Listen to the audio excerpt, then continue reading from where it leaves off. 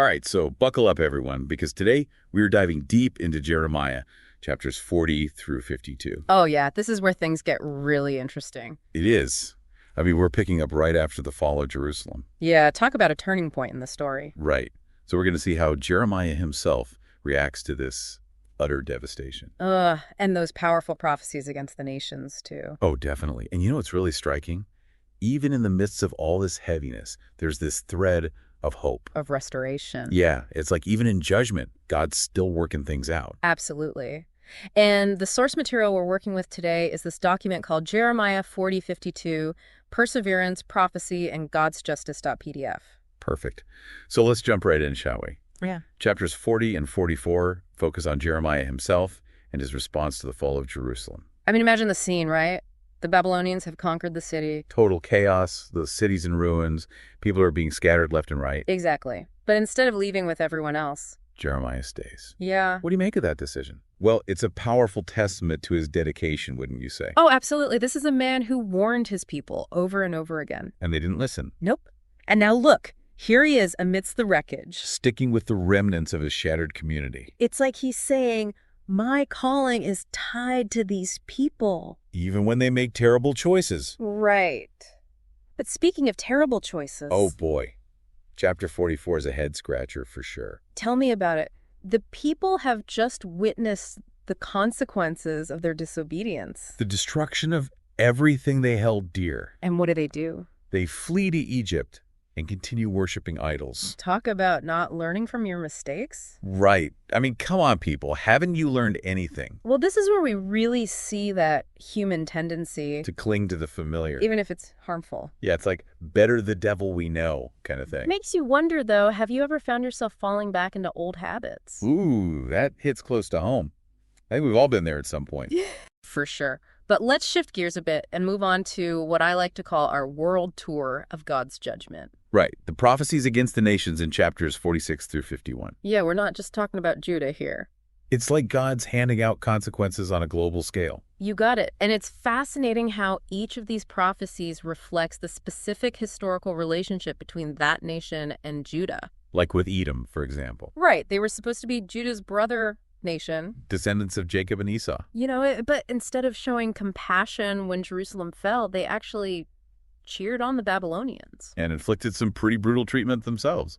The text doesn't shy away from those details. No, it does. So it's like this multi-layered kind of justice. Exactly. God's sovereignty is on full display here. Extending far beyond Judah's borders. Absolutely. He's holding all nations accountable for their choices. It makes you think, doesn't it? Uh-huh. About how empires rise and fall, even today. Yeah, no one is exempt from facing the consequences of their actions. Especially when you look at that prophecy directed at Babylon itself in chapter 50. Oh man, talk about chilling. Right. I mean, here's this empire, the epitome of power and might. The ones who just crushed Jerusalem. And God saying, the days are coming when I will punish the idols of Babylon. Her whole land will be disgraced, and all her slain will lie fallen within her. It's a sobering thought for sure. Definitely a reminder that pride, arrogance, cruelty, these things always have a price. So in the end, it's not just about who's the strongest or who wins in the short term. There is a bigger picture at play, a divine order of justice and righteousness.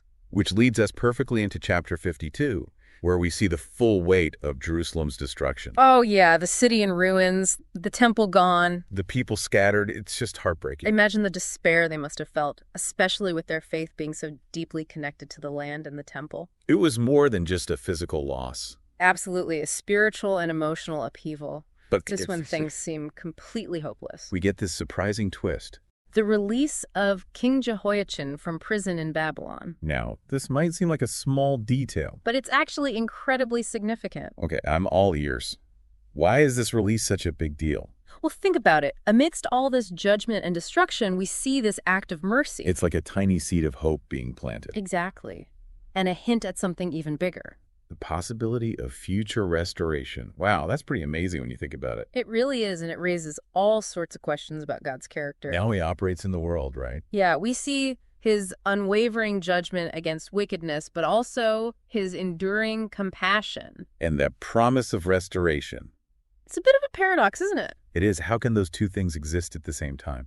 That's a question that's been debated for centuries. I mean, how can a God who is all-loving also be a God who brings judgment? Well, I think the key lies in understanding that God's justice isn't about revenge. It's not just punishment for its own sake. Right, it's about upholding righteousness, holding individuals and nations accountable for their choices. And ultimately paving the way for healing and renewal. Even in the midst of judgment, those seeds of restoration are being sown. Wow, that's a powerful image. Seeds of restoration amidst judgment. Right, it's like even when things seem bleak, there's always that potential for new life, new beginnings. And that's one of the most important takeaways from these chapters, wouldn't you say? Absolutely.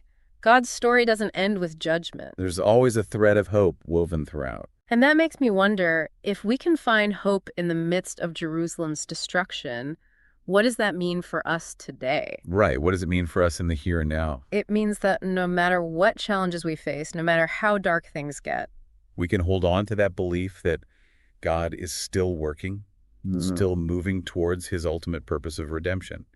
Yeah, that's a truth worth holding on to. But let's unpack that a bit more. How does this ancient story connect to our modern world? Where do we see these same themes playing out around us today? Well, just look around. We live in a world, just look around. We live in a world that's not so different from ancient Judah. You're right. I mean, we see power struggles, empires rising and falling, Yeah. the consequences of greed and corruption. Injustice playing out on a global scale, it's true. Exactly. And sometimes it feels like the headlines are just a never-ending stream of bad news It's easy to get caught up in that negativity, for sure. and lose sight of the bigger picture. Yeah, but that's where Jeremiah's story offers us this crucial reminder. That even amidst judgment, God's grace is still at work. absolutely. But how do we actually see that grace in action? Right. Give me something tangible, something to hold on to when things feel bleak. Okay, well, what if instead of focusing solely on the ruins, we start looking for those seeds of restoration? I like that. They might be small, almost unnoticeable at first, Okay. but they're there. So instead of getting overwhelmed by the bad news, Right. we shift our focus, start looking for those little signs of hope. Those glimmers of something better breaking through. Yeah, I like that. And you know what? Those glimmers can be found everywhere if we know where to look. Like where? Well, think about those individuals and organizations working tirelessly for peace and justice, for environmental sustainability. Yeah, Think about the countless acts of kindness and compassion that often go unnoticed. right. Those everyday heroes making a difference in their communities. Exactly. You know what? You're right. There are so many people out there quietly working to make the world a better place. And what about those advancements in science, technology, and medicine? True. I mean, those breakthroughs are literally improving lives. Pushing the boundaries of human potential. That's God's grace in action for sure. Absolutely. And it reminds us that even amidst the chaos and brokenness. There's still so much good happening in the world. Exactly.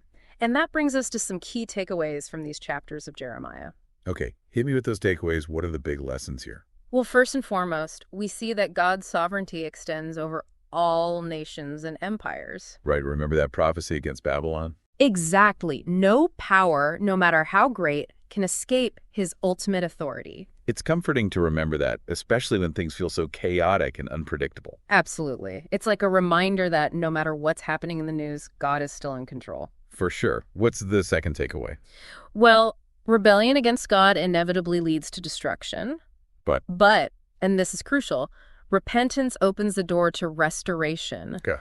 Just as the people of Judah face consequences for their idolatry and disobedience. We too experience the repercussions of our choices. But the possibility of turning back, of seeking forgiveness and realignment with God's will. Is always there. Exactly. So it's not a message of doom and gloom. But a call to action. Right. A reminder that we have the power to choose a different path. I like that. And what's the third takeaway? Well, and perhaps the most encouraging one. Okay. Even in the darkest moments, God's promises remain. Like with the release of King Jehoiachin? Exactly. Even when Jerusalem lay in ruins, the temple destroyed, the people scattered. God's covenant with his people remained unbroken. He hadn't abandoned them. He was still working to bring about his ultimate plan of redemption. Powerful, isn't it? That image of Jehoiachin's release really struck me. It's like this tiny flicker of light in the midst of overwhelming darkness. It is. You know, it reminds me of time in my own life Oh, yeah. when I was going through something incredibly difficult. I see. I felt lost, alone, completely hopeless. But then, out of nowhere, this unexpected act of kindness, this small gesture of grace, it completely changed my perspective. It was like a lifeline. Wow, that's powerful. It was a reminder that even when things seemed bleakest, there was still reason to hope. That's a beautiful example of how these ancient stories can resonate with our own personal experiences. It is. It really is. And it highlights the power of focusing on those glimmers of hope. Those moments of grace that break through the darkness. Exactly. So it's not about ignoring the problems or pretending everything is fine. Right. It's about holding on to that hope, that belief in God's enduring presence and purpose. Even when things feel tough. Yes, exactly. And that's where the story of Jeremiah, even in its most tragic chapters, offers us such a profound message. It does. It calls us to persevere in faith, to make choices that lead to restoration rather than destruction, To never lose sight of those glimmers of hope. that point us towards a brighter future. Powerful words. But I have to ask, what about us? What about us? What choices can we make in our own lives that align with these principles of justice, mercy, and restoration? That's $1 million question, isn't it? It is. So what does it look like to embody those values in a practical, tangible way? Well, that's a question each of us needs to wrestle with, individually Yeah. in the context of our own lives and circumstances. Okay, I'm ready to wrestle. Give me something to chew on here. Where do we even begin? Well, it starts with awareness, Okay. paying attention to the world around us, recognizing the systems and structures that perpetuate injustice and inequality. It's about asking yourselves tough questions. Like what? Who benefits from the status quo? Who is marginalized or silenced? Where do we see those echoes of Babylon's arrogance and oppression in our own time?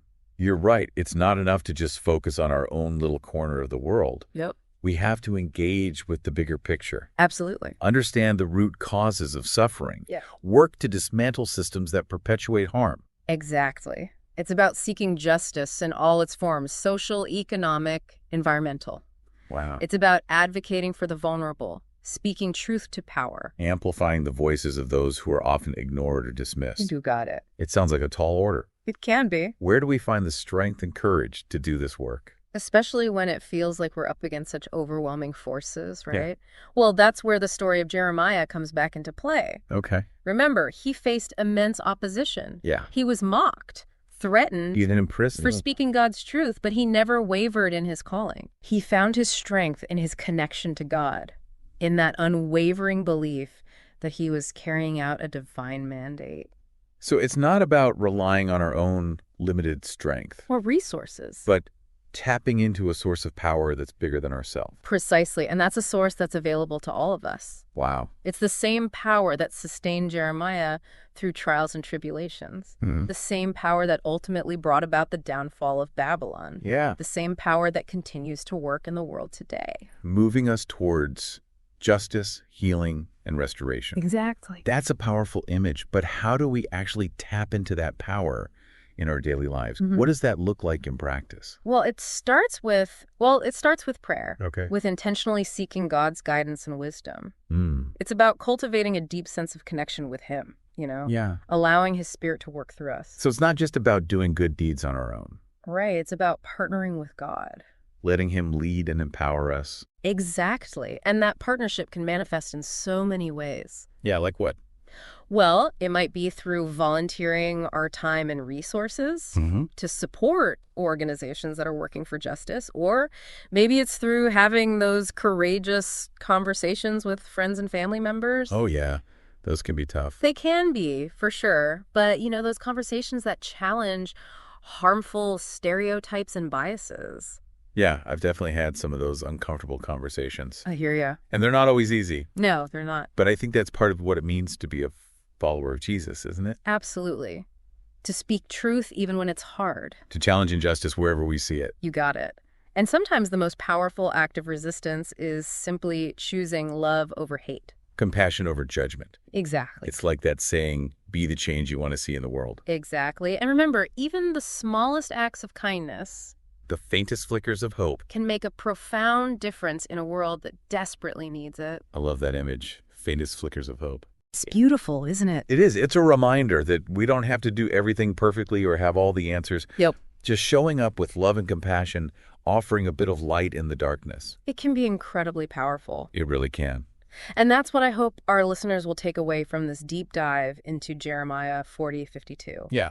Even amidst the ruins, hope remains. Yeah. Even when faced with seemingly insurmountable challenges. God's promises hold true. And we, each and every one of us, have a role to play in bringing about a more just and compassionate world. Those are some seriously inspiring words to wrap up on. And for our listeners who are eager to delve deeper into this topic, I highly encourage you to read Jeremiah 40:52 for yourselves. That's a great idea. Let these ancient words speak to your hearts, challenge your assumptions, and ignite within you a passion for justice and a longing for restoration. Beautiful. It is. It really is. And until next time, Keep seeking keep questioning. and keep diving deep. You don't